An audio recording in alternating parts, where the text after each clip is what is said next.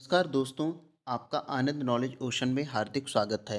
आज यहाँ पर हम जानेंगे कि भारत में भक्ति आंदोलन के उदय की क्या पृष्ठभूमि थी। आइए देखते हैं। भारत में भक्ति आंदोलन की शुरुआत 7वीं-8वीं शताब्दी में दक्षिण भारत तमिलनाडु में आलवार और नैनार संतों के साथ हुई। आलवार ये वैष्णव संत थे, इनकी संख्या 12 थी और नैनार इनकी संख्या 63 थी। ये शैव थे। जो ईश्वर के प्रति व्यक्तिगत प्रेम और समर्पण पर केंद्रित था।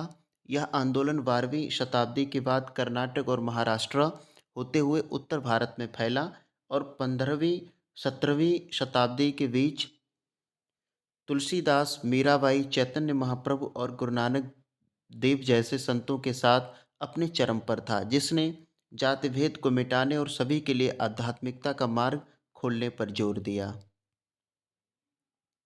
तो ये चूँकि भक्ति आंदोलन भारत में उदय हुआ, तो ये सर्वविदित है कि इसका जो है उदय दक्षिण भारत में हुआ, उसके बाद यह उत्तर भारत में इसका विस्तार हुआ, इसका प्रसार हुआ।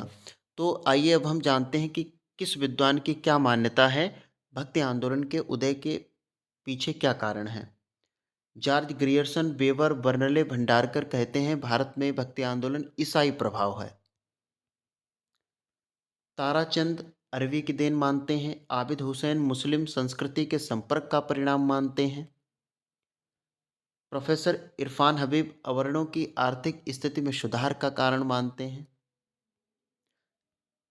डॉक्टर सतीश चंद्र राजपूतों की पराजय के कारण ब्राह्मणों की सत्ता के ह्रास से कर्मकांडों की अल्पता, बौद्ध धर्म की क्षयग्रस्तता और सूफी संतों का प्रभाव। रामचंद्र शुक्ल, इनकी मान्यता बहुत ही ज़्यादा प्रसिद्ध है और बहुत ही सर्वमान्य है। मुस्लिम आक्रमण से पराजय के कारण हताश जाति तथा सांस्कृतिक संकट। सबसे महत्वपूर्ण विचारधारा आचार्य हजारी प्रसाद द्विवेदी जी की है।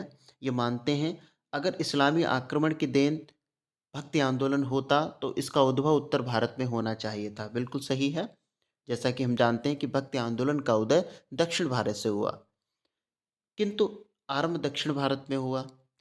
यदि इस्लामी आक्रमण की प्रतिक्रिया होती, जैसा कि रामचंद्र शुक्ल कहते हैं, तो इसका उदय उत्तर भारत में होना चाहिए, लेकिन इसका उदय दक्षिण भारत में हुआ।